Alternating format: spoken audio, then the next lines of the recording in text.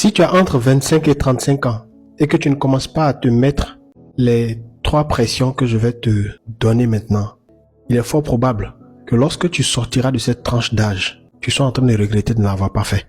Il est vrai que lorsque tu te sens libre, il n'y a rien de tel quoi. Tu as envie d'être ton propre boss, c'est très intéressant. C'est vraiment bénéfique. La liberté n'a rien de comparable sur la terre ici. Franchement, c'est un beau sentiment.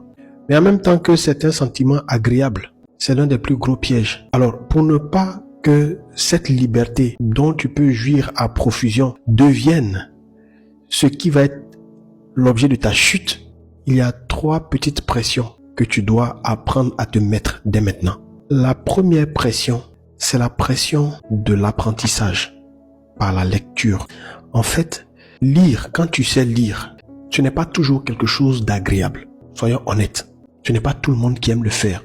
Surtout de tomber sur des livres un peu ennuyeux. Voilà pourquoi, si tu veux te mettre cette pression qui assurément va préserver ton cerveau, assurément va préserver ta mémoire, va entretenir ta concentration, il te faut prendre des livres qui parlent des sujets qui t'intéressent. Mais mets-toi la pression de lire régulièrement.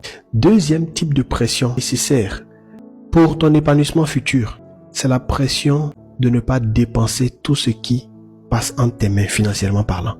La pression de ne pas dilapider absolument tout ce que tu gagnes. Parce que c'est vrai, toi tu te dis, oui, je suis jeune, j'ai encore le temps. Oui, sauf que quand tu te dis tu as encore le temps, c'est des habitudes que tu es en train d'installer. En réalité, comme on le dit, les habitudes ont la peau dure.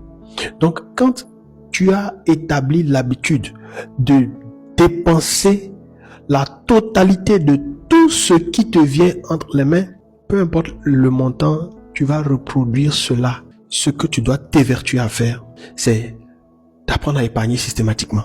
La troisième pression qu'il te faut t'imposer, c'est d'être sélectif sur les personnes et les endroits que tu fréquentes. Oui, tu es libre, tu peux aller partout, tu peux parler avec n'importe qui, tu peux marcher avec n'importe qui. Mais les personnes et les endroits qu'on fréquente ont une influence sur nous de par l'énergie que ces personnes et ces endroits-là émettent, mais aussi de par le fait que chaque fois qu'il y a un rapprochement entre 2 personnes ou rapprochement entre une personne et un espace, un environnement, il y a forcément des choses qui s'échangent. Donc, sois très intentionnel sur tes fréquentations en termes de personnes et en termes de lieux. Ça va t'éviter beaucoup de problèmes dont tu peux vraiment te passer dans ta vie là.